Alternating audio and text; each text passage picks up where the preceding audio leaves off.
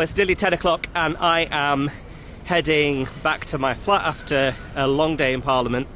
In fact, I spent 7.5 hours today in the chamber, bobbing up and down, trying to speak in the budget debate, writing and rewriting my speech as people would say different things, but I didn't get a chance to be called. That's one of the frustrations of being a new Labour MP, is that the Speaker is less likely to call you when you're Labour because there's so many of us, and they too tend to call the people who've been around a bit longer as well.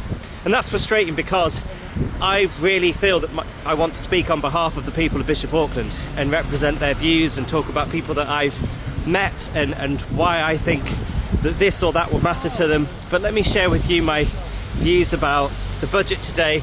I have to say I was really pleased.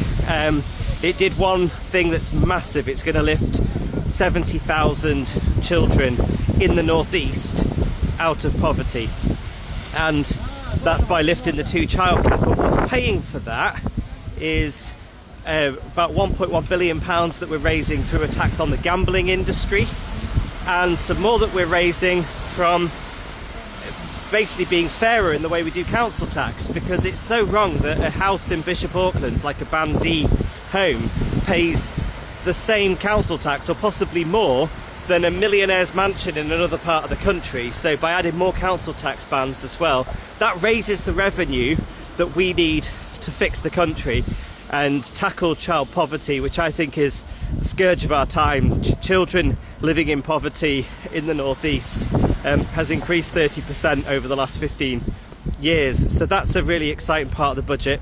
Something else that I thought was really important though is we have far too many young people that are NEETs. They're not in education, employment or training, and one of the things that the Chancellor committed to today is to fully fund apprenticeships so that they're free for the small business that takes on a young person under 25 as an apprentice, and also a jobs guarantee scheme. So it's been announced we're going to be getting 6 youth hubs across the Bishop Auckland Constituency, and for young people that are not working, we'd rather pay and support for you to get a job and pay you a wage than pay you benefits.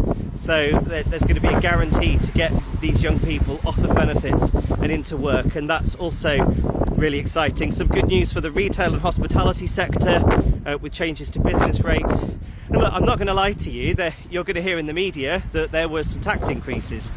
There were, but those tax increases were fair, they were proportionate, and they were on people that could afford to pay them, because we need to raise the revenue to fix the state. We need to fix the NHS, we need to fix our buses, we need to regenerate our high streets. All of that's really important. We also need to cut the deficit, and we need to get our debt down, because at the moment we're paying £1, and every £10 that we pay in tax just goes on debt interest. That doesn't benefit anybody. And if there's a spike in interest rates, then that wipes away billions of pounds that we could spend on services. So we can't go back to the days of irresponsible borrowing, but we can't go back to the days of austerity either. And it's as clear as anything now that the choice is between investment in our public services, in our big national infrastructure and job creation under a Labour government, or going backwards with austerity and widening inequality under the Conservatives or Reform. And we don't want that.